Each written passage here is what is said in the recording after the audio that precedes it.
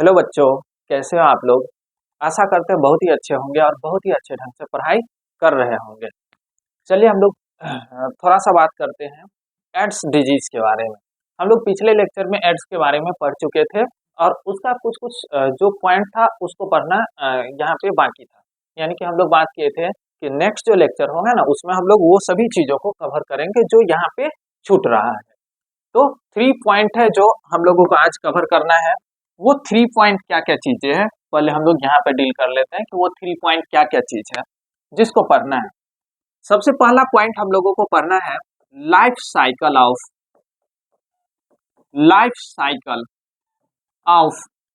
HIV। HIV का life cycle क्या है ये पढ़ना है। दूसरा पॉइंट हम लोगों को पढ़ना है हाई रिस्क ऑफ एड्स। मतलब कि एड्स का हाई रिस्क क्या है, मतलब कि कौन सा ऐसा पेशेंट है, कौन सा ऐसा व्यक्ति है जिसको एड्स हो सकता है, वो हाई रिस्क के केस में है, यानी कि रिस्की पीरियड में जी रहा है। और तीसरा चीजें जो है वो है prevention of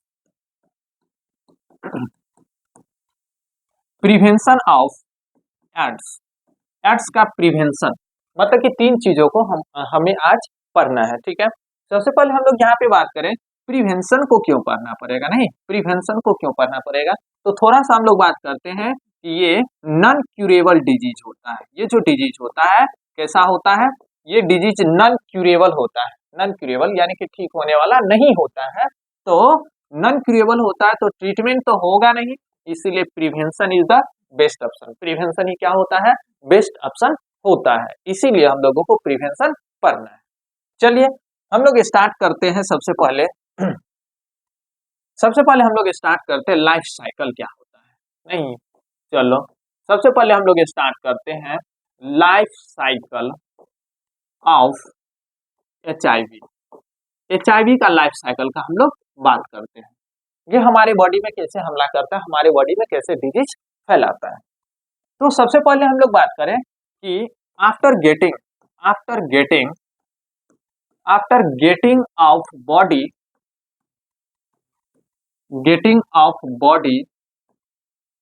HIV inter into macrophage. मतलब कि जब HIV बॉडी को गेटिंग करता है, जब किसी होस्ट पे हमला करता है, जब किसी होस्ट के सेल के अंदर जाता है तो वो पहुंच जाता है एक स्पेशल स्टेज में, जिस स्टेज को हम लोग बोलते हैं माइक्रोफेज स्टेज में चला जाता है। जैसे माइक्रोफेज स्टेज में जाएगा तो सेकेंड पॉइंट क्या करेगा, सेकेंड पॉइंट का हम लोग बात करें तो माइक्रोफेज स्टेज में पहुंचने के बाद इट्स जेनेटिक मटेरियल इसका जो जेनेटिक मटेरियल होता है ना, इसका जो जेनेटिक मटेरियल होता है, जो क्या होता है, जो RNA होता है, आपको पता होगा RNA होता है, वो RNA क्या करेगा, ट्रांसक्रिप्शन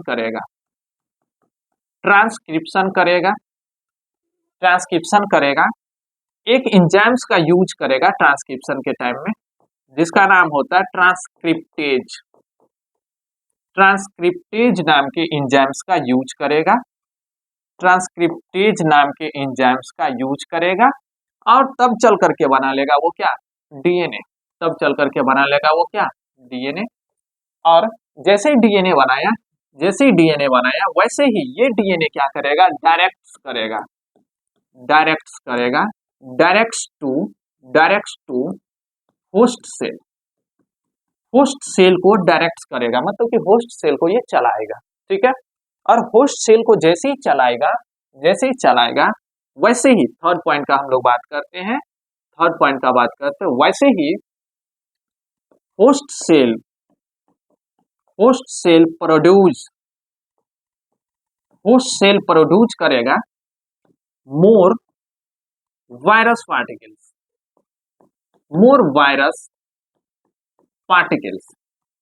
होस्ट का जो सेल होगा ना वो प्रोड्यूस करेगा मोर वायरस पार्टिकल्स, और मोर वायरस पार्टिकल्स को जैसे ही प्रोड्यूस करेगा वैसे ही cell become to factory, cell become to factory of HIV। वो जो सेल होगा ना, सेल क्या हो जाएगा, फैक्ट्री बन जाएगा HIV का। ठीक है, HIV का फैक्ट्री बन जाएगा। और जैसे HIV का फैक्ट्री बना, वैसे ही अब क्या होगा, नेक्स्ट स्टेज हम लोग बात करते हैं। नेक्स्ट स्टेज में हम लोग बात करते हैं cell is burst, cell is burst, cell burst करेगा and enter and attack to helper T lymphocyte, helper T lymphocyte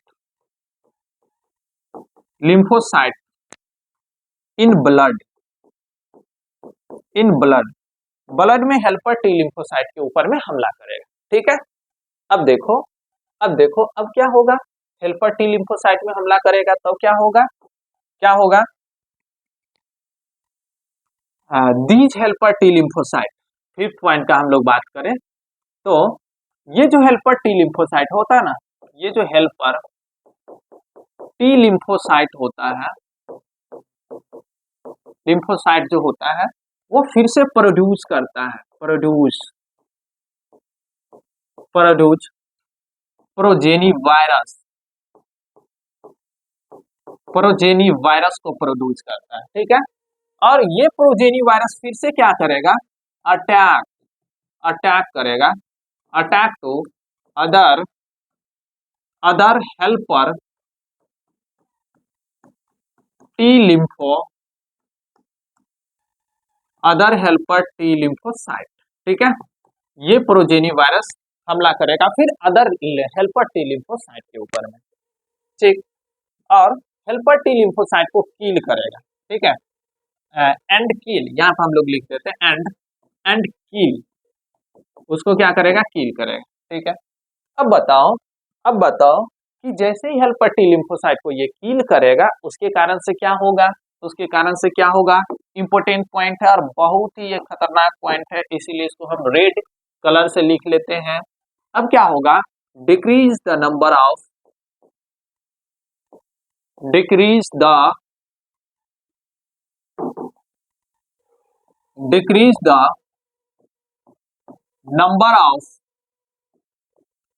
helper T lymphocyte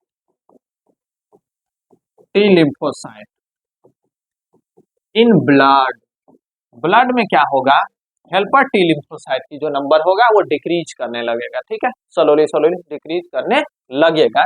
due to this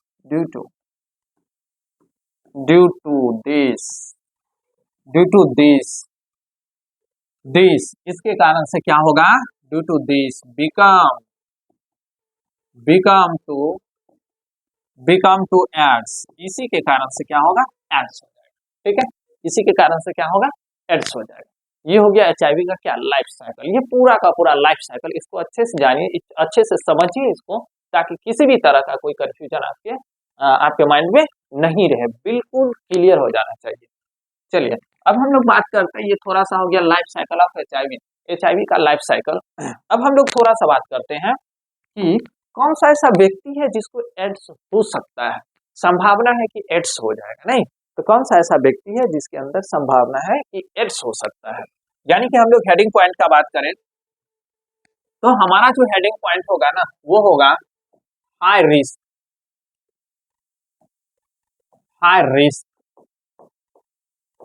to become AIDS. ठीक है, एड्स होने की हाई रिस्क। ठीक है, ads होने की high risk, यहाँ पे हम लोग बात करते हैं एड्स होने की हाई रिस्क। ठीक, तो कुछ हम लोग लिख लेते हैं, the following person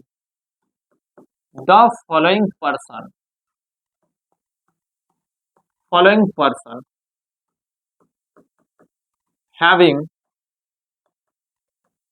high risk to become AIDS. ठीक है, फॉलोइंग पर्सन के पास हाई रिस्क है जो एड्स हो सकता है। कौन कौन सा पर्सन? चलो भाई थोड़ा सा हम लोग बात करते हैं कि कौन सा ऐसा पर्सन है जिसको हाई रिस्क है कि एड्स हो सकता है। ठीक, फर्स्ट पॉइंट का हम लोग बात करते हैं। द पर्सन हैविंग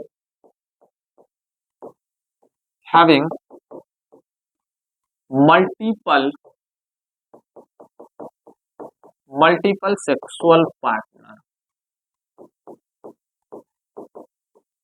मतलब कि वैसा व्यक्ति जिसके पास क्या है मल्टीपल सेक्सुअल पार्टनर, वो हाई रिस्क है कि एड्स हो सकता है। First point, multiple sexual partner high risk है कि एड्स हो सकता है। सेकेंड पॉइंट का हम लोग बात करें तो सेकेंड पॉइंट है द पर्सन या the drugs addict the drugs addict the drugs addict addict the drugs addict that taking drugs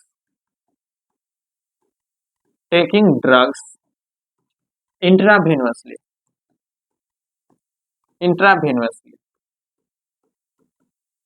मतलब कि वैसा ड्रग्स एडिक्ट, वैसा नशेबाज जो नशा लेता है। कैसे?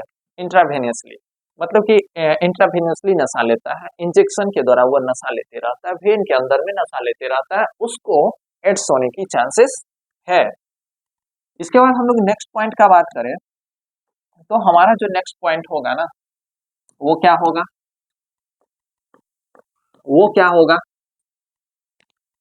द इंडिविजुअल या the person individual that get repeated blood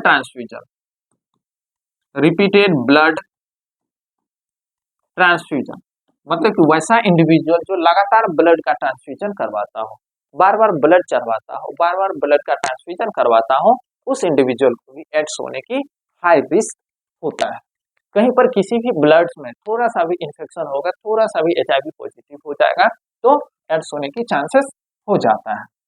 इसके बाद हम लोग बात करें थोड़ा सा तो नेक्स्ट जो पॉइंट है हमारा वो उस चाइल्ड को हो सकता है जो इन्फेक्टेड मदर से जन्म लिया हो, यानी कि द चाइल्ड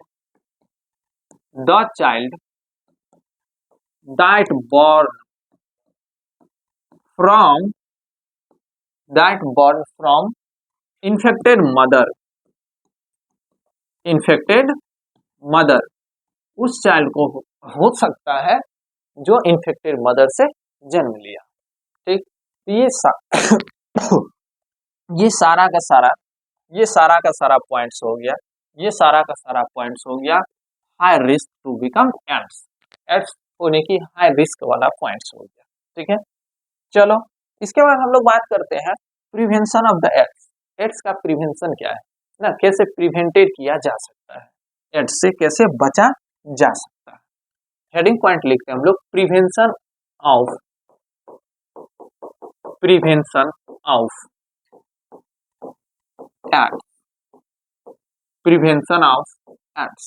एड्स का बचाव क्या है। ठीक, एड्स का बचाव क्या है। The following point is important, लिख सकते हैं हम लोग the following point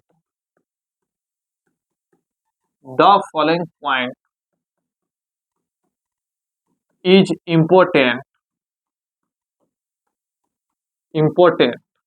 following point is important to prevent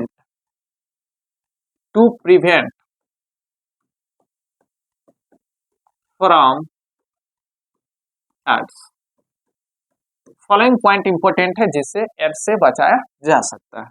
कौन कौन सा पॉइंट है तो यहाँ पे हम लोग बात करते हैं फॉलोइंग पॉइंट में। चलो भाई पहला पॉइंट का हम लोग बात करते हैं। वो जो पहला पॉइंट है, make blood safe in blood bank blood bank में ब्लड कैसा होना चाहिए, सेफ होना चाहिए, नहीं ब्लड बैंक में किसी भी तरह का कोई भी इंफेक्शन नहीं होना चाहिए, पूरा का पूरा बिल्कुल ब्लड सेफ होना चाहिए, फर्स्ट पॉइंट है। सेकेंड पॉइंट का हम लोग बात करें तो सेकेंड पॉइंट जो है वो क्या है, सेकेंड पॉइंट का हम लोग बात करें तो वो क्या है, तो यहाँ पे हम लोग बात करते हैं injuring the use of injuring the use of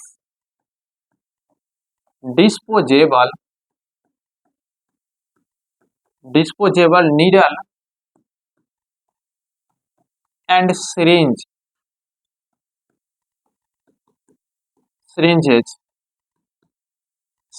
मतलब कि डिस्पोजेबल नीडल एंड सिरिंजेज के यूज पे इंजूरिंग करना, यूज पे जोर देना, ठीक है, डिस्पोजेबल नीडल एंड सिरिंज के यूज पे क्या करना, जोर देना, ठीक, कहाँ पे, तो in public and private hospital, कहाँ पे, तो in public and private hospital, ठीक है, पब्लिक एंड प्राइवेट हॉस्पिटल में डिस्पोजेबल नीडल एंड सिरिंज के यूज पे जोर देना, ठीक, ये हो गया hospital, public and private hospital, ठीक। इसके बाद हम लोग बात करते हैं, नेक्स्ट पॉइंट, जो थर्ड पॉइंट है हमारा, उसका हम लोग बात करते हैं free distribution of condoms, free distribution of condoms, distribution of condoms, condoms का फ्री डिस्ट्रीब्यूशन, ठीक, ये भी एड्स को प्रोटेक्ट करने का एक क्या है, एक प्रिवेंशन का ही एक मेथड है, प्रिवेंशन का ही एक पॉइंट्स है। इसके बाद हम लोग बात करें, नेक्स्ट पॉइंट का बात करें तो वो क्या होगा, हम लोग थोड़ा सा नेक्स्ट पॉइंट का बात करते हैं, और वो जो फिफ्थ पॉइंट होगा, फोर्थ पॉइंट होगा ना, वो क्या होगा, to control drugs abuse, drugs abuse को कंट्रोल करना, नहीं ड्रग्स एब्यूज को कंट्रोल करना, दवा की बहुत ही ज्यादा सेवन नहीं करना, उसका आदत नहीं बनाना, उस पर डिपेंडेंट नहीं होना, मतलब कि कोई भी ड्रग्स, कोई भी जो डिजीज होता है ना हमारे बॉडी में, कुछ भी चीजें होता है तो उसके लिए हमेशा दवा का यूज नहीं करना, दवा पे डिपेंडेंट नहीं होना, नहीं, दवा पे जो डिपेंडेंट हो जाते हैं और दवा का जो आदत लग जाता है हम लोगों को, उसी चीजों को बोलते हैं ड्रग्स एब्यूज, तो ड्रग्स एब्यूज से क्या करना, बचना। नेक्स्ट पॉइंट का हम लोग बात करें तो नेक्स्ट पॉइंट का हम लोग बात करें तो वो क्या होगा, टू प्रमोट द कपल को प्रमोट करना फॉर रेगुलर चेकअप के बारे में,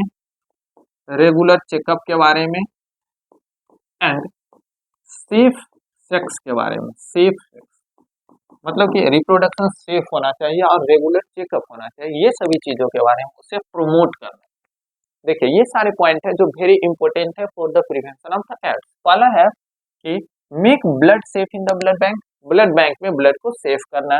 दूसरा है कि injuring the use of the disposable needle and syringe के यूज पे जोर देना। तीसरा चीज है कि free distribution of the condoms का, इसका जो फ्री डिस्ट्रीब्यूशन करवाना पब्लिक एंड प्राइवेट हॉस्पिटल में, और इसके बाद है टू कंट्रोल ड्रग्स एब्यूज को कंट्रोल करना, to promote the couple for regular checkup and safe sex के बारे में प्रमोट करना, किसको, कपल को। ये सारा का सारा पॉइंट है जिससे बचा जा सकता है, प्रिवेंट किया जा सकता है, ठीक। यहाँ तक एड्स वाला पूरे का पूरे पॉइंट्स को हम लोगों ने पढ़ लिया, पूरे का पूरे पॉइंट्स को हम लोगों ने कवर कर लिया, ठीक है। तो अच्छे से आप क्लियर कीजिए, पीछे वाला वीडियो जो आप नहीं देखे हैं तो उसको पहले देखिए, इसके बाद यहाँ पे आइए तो बेहतर आपको समझ में आएगा, ठीक है। कवर करते रहिए, पढ़ते रहिए अच्छे ढंग से। तब तक के लिए बाय, फिर मिलते हैं नेक्स्ट वीडियो में।